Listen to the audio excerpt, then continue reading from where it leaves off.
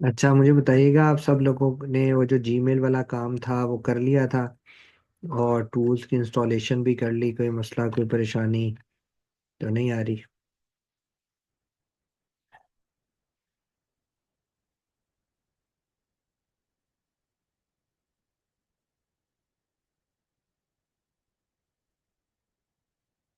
ठीक है जी। चले, हम आज कुछ चीज़ें फिर डिस्कस करते हैं।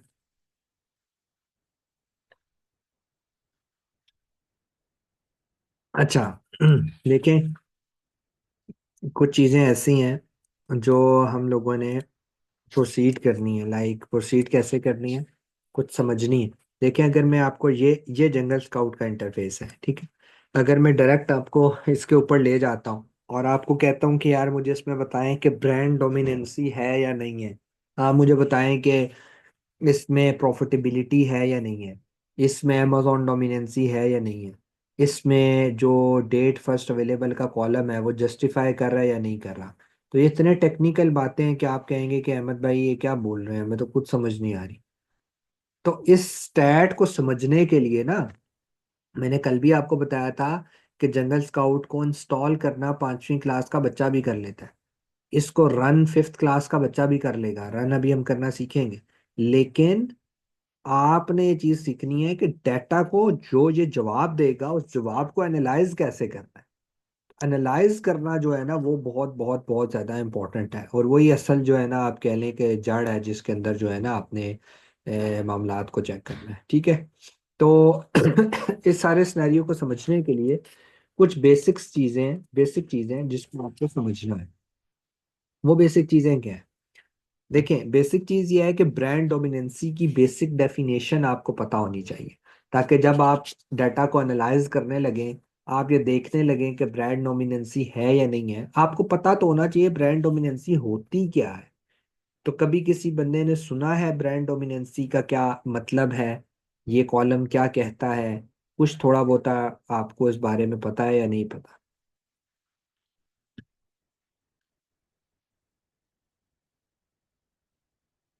अच्छा,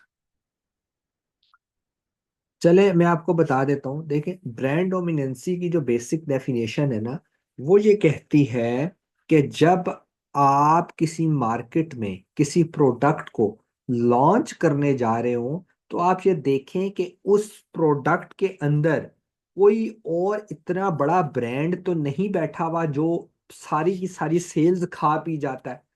फॉर एग्जाम्पल, जो ड्रिंक है मशरूब, वो प्रोडक्ट है ना। कोका कोला तो कोई प्रोडक्ट नहीं है, कोका कोला ब्रांड है जो मशरूब बनाता है। तो प्रोडक्ट जो है ना वो मशरूब है, वो ड्रिंक प्रोडक्ट है। इसी तरह पेप्सी जो उनसे है वो ब्रांड है किसके अंदर? ड्रिंक की कैटेगरी में। तो जो प्रोडक्ट है वो ड्रिंक है और जो ब्रांड है वो कोका कोला है। लेकिन अगर आज की दुनिया में किसी बंदे को कहते हैं ना बॉटल पीनी है, तो बॉटल का डायरेक्ट मतलब है कोका कोला पीनी है। 70% लोगों का यही मतलब होता है, या पेप्सी पीनी है। तो इसीलिए जब आप किसी, फॉर एग्जांपल, आपको मुझे फरहान भाई आकर कहते हैं अहमद भाई मैं अमेरिका में ना एक अपना ब्रांड लॉन्च करने लगा हूँ। मैं कहता हूँ अच्छा ठीक है, कौन सी प्रोडक्ट लॉन्च करेंगे? वो कहते हैं मैं ड्रिंक लॉन्च करने जा रहा हूँ। तो मैं इनको कहता हूँ भाई वहाँ तो एक ऐसा ब्रांड बैठा हुआ है कोका कोला ड्रिंक की कैटेगरी में, जो सारी की सारी सेल्स खा जाता है। आप कहेंगे नहीं नहीं अहमद भाई, मैं ना 10 रुपए सस्ती दे दूंगा। भाई, लोगों के जहनों में कोका कोला है, आप उसको निकाल नहीं सकते अनलेस आप बहुत लंबे टर्म, मतलब लॉन्ग लॉन्ग टाइम, लाइक 1 साल, 1.5 साल, 2 साल, आप कंटिन्यूसली मार्केटिंग ना करते रहे, और आप कंटिन्यूसली एक अच्छा जो है ना, कह लें कि एक अच्छा प्रोडक्ट ना डिलीवर करते रहे, एक अच्छी, मतलब आप पैसे को जलाते ही रहे, तब जाकर कहीं चांस बनेगा आप थोड़ी बहुती जगह मार्केट में बना सके। वो आप लोगों ने सुना होगा जो, मतलब अमृत कोला एक कोला थी, ठीक है, जो काफी पहले आई। इस तरह बहुत सारी ड्रिंक्स आए लेकिन खत्म हो गए। वजह क्या थी? वजह यही थी कि लोगों को वो पसंद ही नहीं है। लोगों को पीनी कोक है, लोगों को पीनी पेप्सी है। तो मार्केट जो है ना वो सिर्फ इसी के इर्द गिर्द ही नहीं, 2 ब्रांड्स के इर्द गिर्द घूम रही है। तो लिहाजा मार्केट में एक डोमिनेंट ब्रांड बैठा हुआ है जो सारी की सारी सेल्स को खा जाता है। अगर आप किसी प्रोडक्ट को लॉन्च करने का सोच रहे हैं अमेरिका में, यूके में, यूएसए में, या ये इसमें सऊदीया में, यूएई में, तो आपको सबसे पहले ये देखना पड़ेगा कि क्या उधर कोई डोमिनेंसी तो नहीं है, क्या कोई वहां कोई ब्रांड ऐसा तो नहीं बैठा हुआ जो सारी की सारी सेल्स खा पी के हजम कर जाएगा। तो आपके लिए तो बड़ा मुश्किल है। तो अक्सर लोग क्या कहते हैं, ये जो अमृत ने गलती की, क्या गलती की, इन्होंने सोचा ये कोक को बीट कर देंगे, ये अच्छा मैनेजर ले आएंगे, ये अच्छी मार्केटिंग ले आएंगे। भाई अमृत कोला की पूरी इतनी ब्रांड की इतनी वर्थ नहीं थी जितना कोका कोला खाला खाली मार्केटिंग पे पैसे लगाता है। सो थिंक अबाउट इट कि ब्रांड डोमिनेंसी अगर किसी प्रोडक्ट के अंदर मौजूद है तो उसमें नहीं जाना, बिल्कुल भी नहीं जाना। कोई जरूरत नहीं है ओवर कॉन्फिडेंस होने की कि जी मैं तो पता नहीं क्या कर दूंगी जाके, मैं तो पता नहीं क्या कर लूंगी। वो भाई कुछ नहीं कर सकती हैं आप। हौसला रखें। मैंने क्या कहा था कल, बिजनेस आपके मुताबिक नहीं चलता कि आप कहें मैं ये समझती हूँ। आप कुछ नहीं समझे, आपकी समझदारी किसी ने नहीं मांगी। लोगों ने स्टैट्स मांगने हैं, बिजनेसमैन स्टैट्स मांगते हैं। आपका ओनर आपसे स्टैट्स मांगेगा जो ब्रांड पे पैसा लगा रहा होगा, वो बातें नहीं मानेगा। तो ये चीजें बड़ी इंपॉर्टेंट है। ये एक एनालाइज कैसे करते हैं ये हम आगे देखेंगे। ये छोड़ दें, मैंने टॉप 10 टू टाइम्स ये छोड़ दें। ये मैं आगे जो उनसे ना वो देख कर बताता हूँ। ठीक है। अच्छा, उसके बाद आ जाते हैं बेटा लिस्टिंग लाइफ। लिस्टिंग लाइफ एक ऐसा फैक्टर है जो ब्रांड डोमिनेंसी के बाद सेकंड इंपॉर्टेंट चीज है जो आपने इसके अंदर चेक करनी है। अब वो क्या चीज है? वो ये है कि आपने देखना है कि जो प्रोडक्ट आप बेचने का सोच रहे हैं उसकी हिस्ट्री कितनी पुरानी है। मतलब ब्रांड की नहीं, प्रोडक्ट की हिस्ट्री कितनी पुरानी है। ये नहीं कि आप देखें कि एक प्रोडक्ट है, उसको 10 ब्रांड्स बेच रहे हैं, बहुत अच्छा बिक रहा है, ब्रांड डोमिनेंसी भी कोई नहीं है, तो वो प्रोडक्ट परफेक्ट अभी नहीं हुआ। अभी तो आपने एक पॉइंट चेक किया, आपने मोर देन 10 पॉइंट्स चेक करने। सेकंड इंपॉर्टेंट चीज है लिस्टिंग लाइफ। ये वो बताता है कि आपकी प्रोडक्ट पुरानी कितनी है। ये बहुत इंपॉर्टेंट है। जिस तरह आप कह रहे होंगे अहमद भाई पुरानी का क्या मतलब है, इससे क्या मतलब, मैं आपको एग्जांपल देकर समझाता हूँ। बे ब्लेड एक प्रोडक्ट आया था बच्चों का। फिजिट स्पिनर एक बड़ा नामी ग्रामी प्रोडक्ट था जो बहुत चला था। आज वो कहाँ है? कहीं पे नहीं है।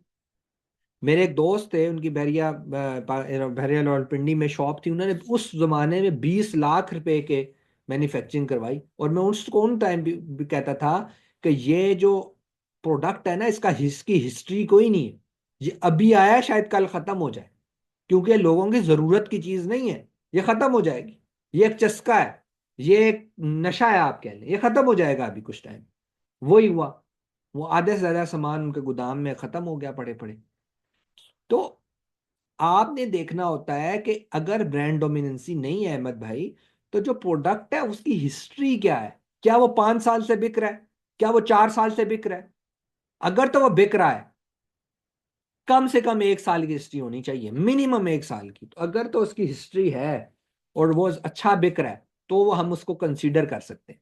इसकी मैं एक और एग्जांपल ऐसे देता हूं कि देखें, अगर आप किसी मोहल्ले के अंदर रहते हैं, और मैं अक्सर कहता हूँ अपने मेरे ज्यादातर लेक्चर्स में ऐसा ही है, आप किसी मोहल्ले में रहते हैं, आपके साथ वाले घर में एक नए पड़ोसी रहते हैं जिनको 2-3 महीने हुए हैं, और उनका कोई केस हो जाता है और पुलिस आकर आपसे कहती है कि क्या आप इनको जानते हैं, आप इनकी गारंटी देंगे?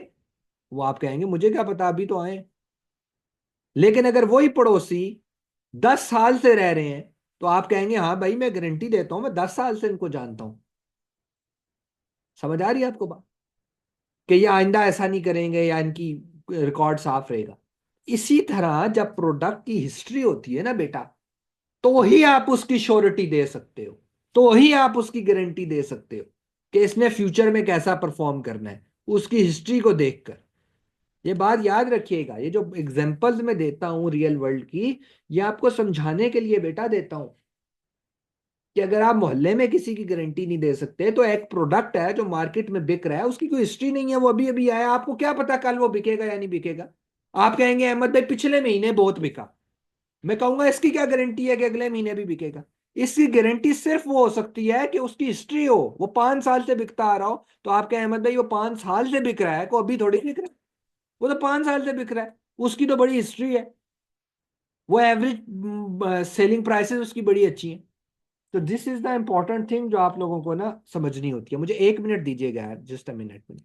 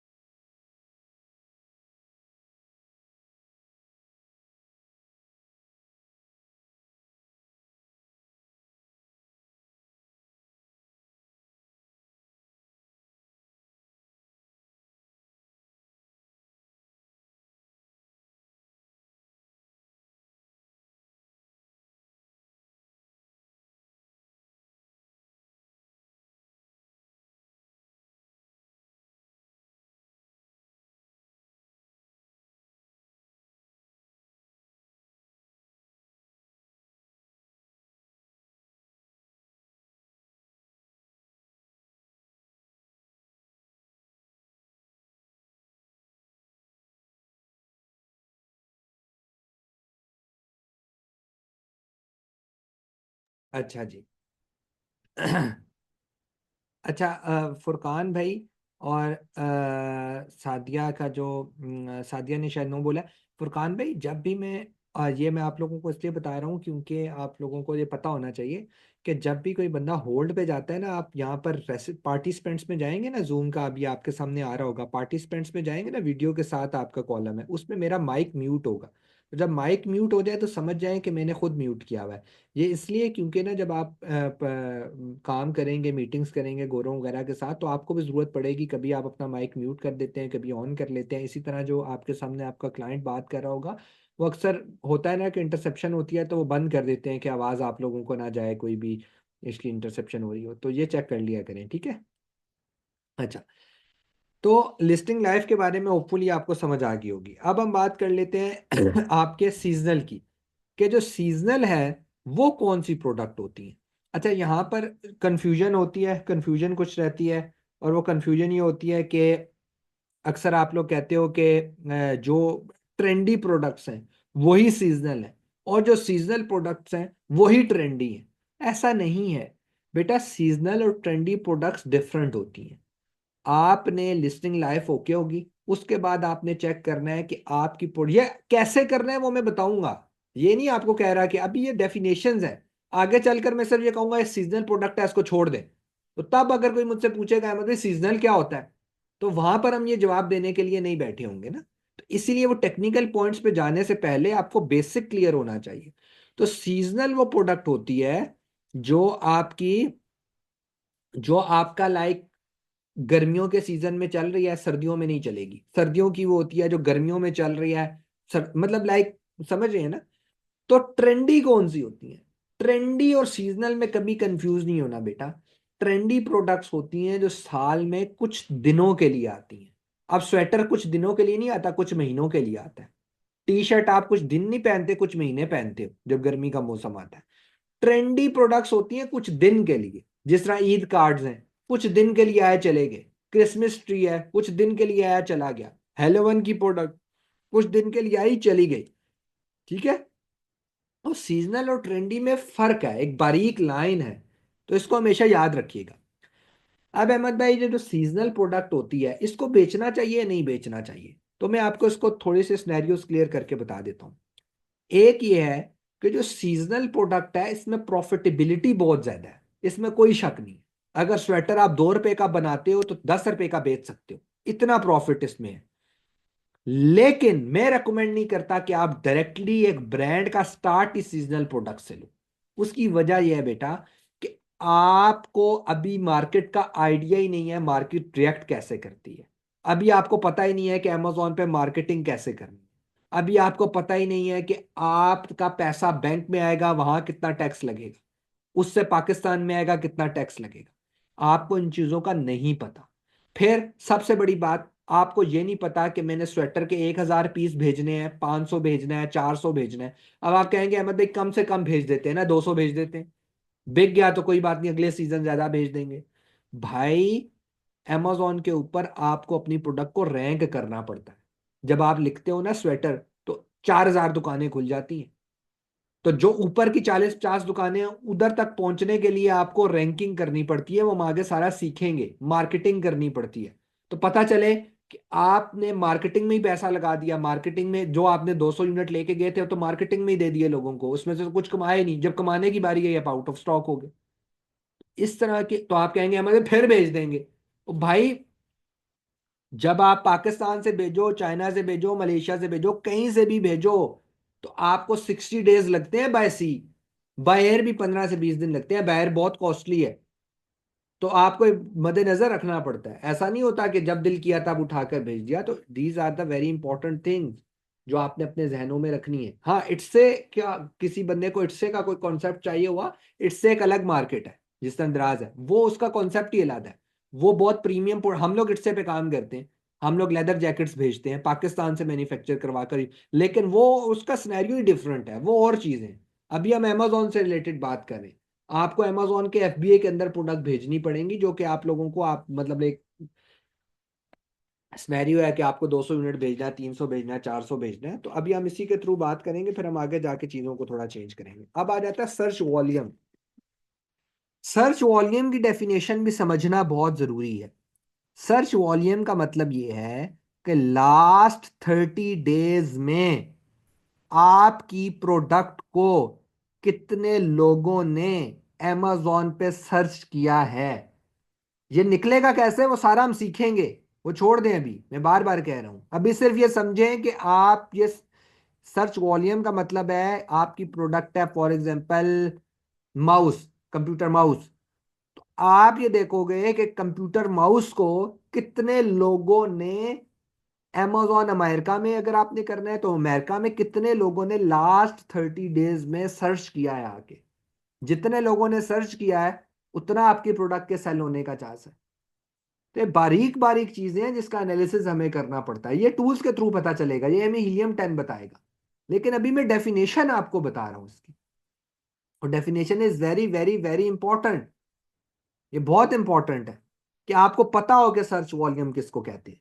क्योंकि अभी हम जब आगे जाएंगे मैं कहूंगा इसका सर्च वॉल्यूम है 4,000, आप कहेंगे अहमद भाई 4,000 क्या होता है, ये क्या मतलब है 4,000? 4,000 का मतलब यह है कि लास्ट 30 डेज में 4,000 लोगों ने कंप्यूटर माउस को आकर अमेजोन पे सर्च किया, जो आपकी प्रोडक्ट है। उसके नीचे कई ब्रांड निकले, लोगों ने किसी ने एक ब्रांड का लिया, किसी ने दूसरे का, लेकिन आपकी प्रोडक्ट को सर्च किया जो आप सोच रहे हो बेचने के लिए। तो these are very important things. ठीक है, तो ये अपने जहनों में, अपनी चीजों में आप लोगों ने रखना होता है।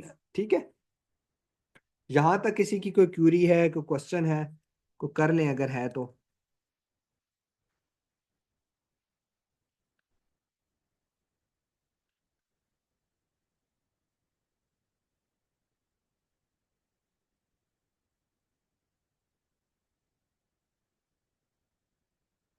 एक सेकंड रुकिएगा, जस्ट अ मिनट।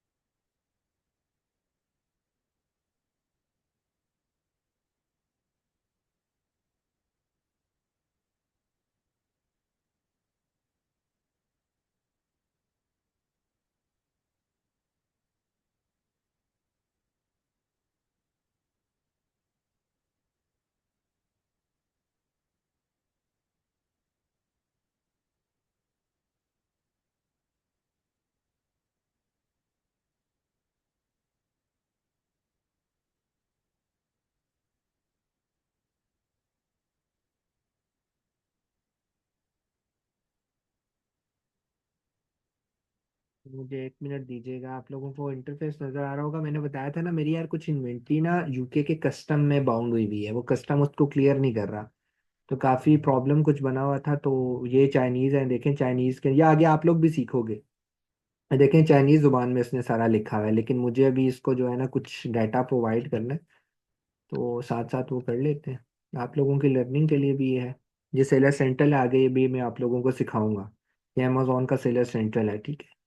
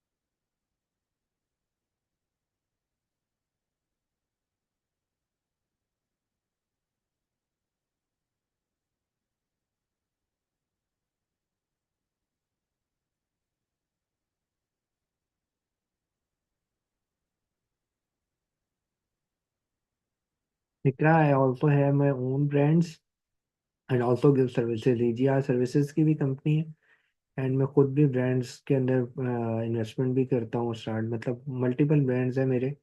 एक ब्रांड है मेहरोश नाम का, UK में, फुली मेरा है। कुछ ब्रांड्स हैं जो पार्टनरशिप्स के ऊपर है दुबई वगैरह में। एंड ये जो ब्रांड है इसकी मैं सर्विस देता हूँ, ये मेरा ब्रांड नहीं है, इसकी मैं सर्विस देता हूँ। इस ब्रांड में मैं 20% प्रॉफिट मार्जिन में शेयर होल्डिंग रखता हूँ, लेकिन इन्वेस्टमेंट मैंने नहीं की, इन्वेस्टमेंट किसी और की है। 20% जो प्रॉफिट है उसमें मेरा शेयर होता है, क्योंकि मैं इसको सर्विस देता हूँ, उसको हैंडल में ही करता हूँ। मुझे समझ लग गई इसमें एक टेक्निकल प्रॉब्लम आ रहा है जिसकी वजह से वो चाइनीज़ भी कंफ्यूज हो रहा है। मैं आपको मज़ेदार बात बताता हूँ क्या, कंफ्यूज ना होइएगा, हम आगे सीखेंगे, ठीक है। मैं आपको सीखेंगे हम, ठीक है। कोई ये बंदा इसमें कंफ्यूज ना हो, मैं रिपीट कर रहा हूँ, कोई कंफ्यूज ना हो। पता है वो चाइनीज़ कंफ्यूज कहाँ हो रहा है? ये ना एक एड्रेस होता है, जब हम अपना सामान भेजते हैं ना, आप लोगों को मैं आगे सिखाऊंगा, जब हम सामान भेजते हैं ना, तो एक यूनिक आइडेंटिफिकेशन नंबर होता है, जैसे हमारा CNIC नंबर है। तो जब भी मैं कोई न्यू शिपमेंट भेजता हूँ ना अमेजोन को, इस ब्रांड की, तो अमेजोन मुझे न्यू, ये FNSKU जो है ना, ये न्यू देता है मुझे, ठीक है। मतलब न्यू मुझे प्रोवाइड करता है। लेकिन ये मैंने एक अभी इन्वेंट्री भेजी है, उसमें देखें, B0DCTPQLK2, और यहाँ पे ये पुराना वाला है, B0DCTQLK2, ठीक है। ठीक है, PQLK2। अगर आपको थोड़ी बहुत समझ आ रही हो मैं कहना क्या चाह रहा हूँ, मैं कहना ये चाह रहा हूँ कि ये दोनों एड्रेस सेम है, पुराना वाला भी और नया वाला भी। तो वो चाइनीज अभी कंफ्यूज हो रहा है, कह रहा है पहली वाले सामान का भी सेम था और अभी जो न्यू भेजा है उसका भी सेम है। तो वो एड्रेस उसने मेरा सामान डिलीवर करना है कस्टम से क्लियर करवा कर, तो वो इस पर थोड़ा कंफ्यूज हो रहा है, इसलिए वो बार बार मुझसे कह रहा है कि न्यू और ओल्ड दोनों भेजे हैं। देखिए, ओल्ड एंड न्यू दोनों मुझे न्यू एड्रेस दो, ये देखिएगा। ये इसीलिए मुझे 7 पिक्चर्स भेज रहा है कि ये यहाँ से कंटेंट निकाल के ये मुझे भेजो।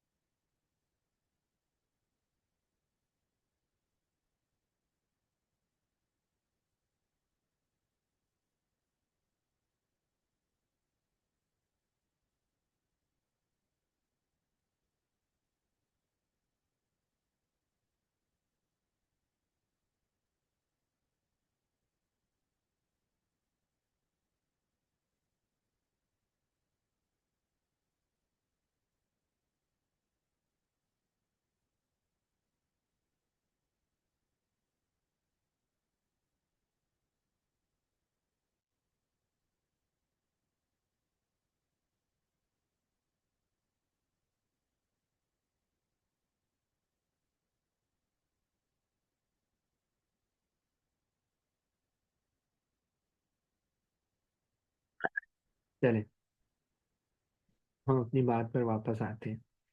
अच्छा, कोई किसी को यहाँ तक कोई कंफ्यूजन, कोई परेशानी, इस इन इन कॉन्सेप्ट्स में कोई परेशानी, मतलब लाइक ब्रांड डोमिनेंसी में थोड़ा अगर परेशानी है, कुछ है क्वेश्चन तो कर ले।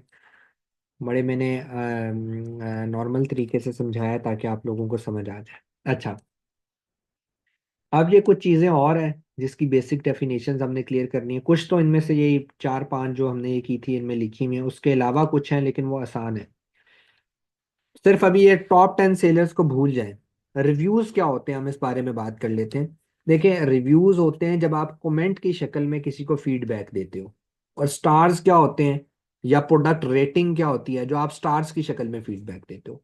प्रोडक्ट रेटिंग का मतलब है स्टार्स की शक्ल में आप किसी को 4 स्टार 5 स्टार रिव्यू देते हो। आप बाइक क्या करते हो, आप क्रीम करते हो, आप दराज से कोई चीज मंगवाते हो। आफ्टर जब बाइकिया आपको पहुंचा देता है या कैब पहुंचा देती है तो आप उसको स्टार की शक्ल में भी रिप्लाई कर सकते हो और कमेंट की शक्ल में भी। तो जब कमेंट की शक्ल में किसी को फीडबैक देते हो तो वो रिव्यूज कहलाते हैं। और जब स्टार्स वगैरह की शक्ल में फीडबैक देते हो तो प्रोडक्ट रेटिंग कहलाता है। ठीक है। इससे बहुत फर्क पड़ता है। जब आपके पास फॉर एग्जांपल कोई क्रीम का ड्राइवर आता है, जब आप क्रीम कराते हो या आप येंगो कराते हो, इन ड्राइव कराते हो, तो उसके साथ लिखा आ रहा होता है कि इसकी रेटिंग है 4.7 और इसको पॉजिटिव रिव्यूज इतने मिलेंगे। तो अगर कोई बंदा नेगेटिव रिव्यू देता है आपकी प्रोडक्ट के ऊपर आकर, तो जब कोई और बंदा आकर उसको खरीदने लगता है तो देखता है भाई ये तो प्रोडक्ट अच्छी नहीं है, देखो कितना बड़ा बुरा फीडबैक आया हुआ है। तो नेगेटिव जो बुरी बातें हैं उनसे हमें बचना पड़ता है, और उससे बचने का सिर्फ एक ही तरीका है कि अपनी quality of the product good रखें। क्वालिटी अच्छी नहीं रखेंगे, वो गोरे हैं यह बात याद रखिएगा। रेटिंग सर सर्विसेज की नहीं, प्रोडक्ट की भी तो रेटिंग होती है। सिर्फ सर्विसेज की आप जब दराज पे जाते हो तो आपको स्टार्स लिखे हुए नजर नहीं आ रहे होते। आप कोई प्रोडक्ट सर्च करो तो लिखा हो रहता है 4.7 रेटिंग है इसकी, तो वो प्रोडक्ट रेटिंग ही होती है ना। और रिव्यूज इलादा होते हैं। सो रिव्यूज का मतलब होता है कमेंट की शक्ल में जो फीडबैक होता है, और जो स्टार्स की शक्ल में आता है वो सिर्फ सर्विसेज का नहीं होता, प्रोडक्ट्स का भी होता है। सेलिंग प्राइस, कितनी प्राइस पर बेच रहे हो। सिंपल। आप दराज पर जाओ, आप अमेजोन पे जाओ, आपको लिखा हुआ नजर आएगा जी $4 की, $5 की ये प्रोडक्ट है। जो सेलिंग प्राइस है वो $5 है। Simple is this. Search volume already मैं आपको बता चुका हूँ। ट्रेंडी बता चुका हूँ। ब्रांड डोमिनेंसी बता चुका हूँ। ये एक इंपॉर्टेंट बात है। Amazon एज अ सेलर, ये बहुत इंपॉर्टेंट है। ये भी बहुत इंपॉर्टेंट है। देखिए, जब आप एनालाइज करेंगे डाटा को, अभी सारे कॉलम्स छोड़ दें, हम सिर्फ इसकी बात कर लेते हैं। ये देखिए लिखा हुआ है FBM। क्या पढ़ा था, फुलफिलमेंट बाय मर्चेंट। तो ये देखें, अगर ये इस ब्रांड को हम देखें तो इसकी सेलर टाइप FBM है। हमें पता चल गया है कि ये जो ब्रांड है ना, ये ब्रांड जो भी है, ये ब्रांड FBM कर रहा है। ये फुलफिलमेंट बाय मर्चेंट कर रहा है। ये खुद इसके अपने वेयर हाउस में इसका सामान है। हम नीचे वाले को देखें तो ये ब्रांड FBA कर रहा है। हम डाटा को एनालाइज कर रहे हैं ना। हमें पता चल गया कि यार ये वाला ब्रांड FBA कर रहा है, ये फुलफिलमेंट बाय अमेजोन कर रहा है। समझ आ गई। लेकिन अगर किसी ब्रांड के आगे ये देखें AMZ लिखा है, ना FBA लिखा है, ना FBM लिखा है, इसका मतलब है इस ब्रांड का खुद मालिक अमेजोन। अमेजोन ने अपने आप को डिफरेंट कैटेगरी के अंदर डाल दिया ताकि लोग डाटा को एनालाइज करते वक्त कंफ्यूज ना हो। जिस ब्रांड के आगे, ये कोलगेट है ना, कोलगेट के आगे अगर AMZ लिखा है इसका मतलब है कोलगेट अमेजोन का ब्रांड है। ये देखें, कोलगेट AMZ से लटा है। ये कोलगेट अमेजोन का ब्रांड है, इसका मालिक खुद अमेजोन। तो इसका मतलब ये होता है, अमेजोन एज अ सेलर का मतलब होता है कि वो ब्रांड खुद अमेजोन की मलकियत है। आगे हम सीखेंगे कैसे देखना है, हो तो क्या करना है, ना हो तो क्या करना है, वो सब आगे की बातें। अभी सिर्फ ये बताया गया है कि अमेजोन एज अ सेलर का मतलब ये है कि उस ब्रांड का ओनर खुद अमेजोन है। ठीक है। रेवेन्यू, रेवेन्यू बहुत इंपॉर्टेंट है। तो इसको भी हमारा आखिरी मिनट चल रहा है, मैं आकर आपको दोबारा समझाता हूँ, 8-9 मिनट्स के बाद न्यू लेक्चर भेजता हूँ। ये बहुत इंपॉर्टेंट है। यहाँ पर बहुत लोग कंफ्यूज होते हैं कि रेवेन्यू और प्रॉफिट को ना वो मर्ज कर देते हैं आपस में। कुछ लोग समझते हैं revenue is equal to profit. तो ये मैं आपको लिंक भेजता हूँ, फिर हम इसको कंटिन्यू करते हैं। ठीक है, क्योंकि थोड़ा लॉन्ग क्वेश्चन है, फिर बीच में इंटरप्ट हो जाएगा। ठीक है, मैं भेजता हूँ लिंक।